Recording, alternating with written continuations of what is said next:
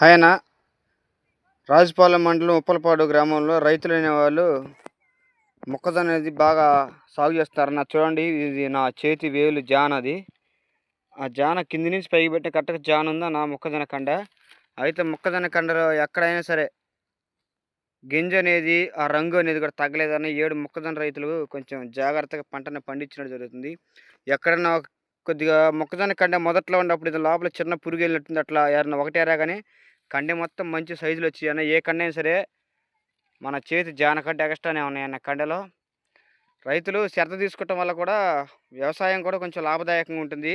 అయితే రైతులకున్న ఒక మైనస్ ఏందంటే, అప్పుడప్పుడు గిట్టుబాటు ధరలనేది లేక ఇబ్బంది పడతా ఉంటారన్న.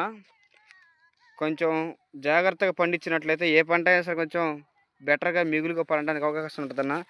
చూడండి, నా జాన ఇది కండ ఇక్కడి నుంచి ఇక్కడ పుట్టి ఇంకా ఎగస్ట్రానే ఉందన్న కండ.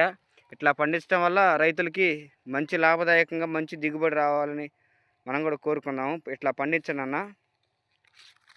దానికి తోడు కొంచెం ప్రభుత్వాలు కూడా రైతుల పట్ల కొంచెం శ్రద్ధ చూపిస్తే కొంచెం రైతు కూడా కొంచెం గొప్పవాడు ఉన్నత స్థాయికి వెళ్ళకపోయినా కనీసం ఖర్చులు ఏదైనా రూ. 1 సంపాదించగలిగితే రైతుకు కూడా కొంచెం ఆనందకరంగా ఉండే విషయం ఉంది. కాబట్టి దయచేసి ప్రభుత్వాలు కూడా కొంచెం రైతులకి సహకరించే విధంగా రేట్లు గిట్టుబాటు ధర, గిట్టుబాటు మద్దతు ధరలు ఉండే విధంగా చూడండి అన్న.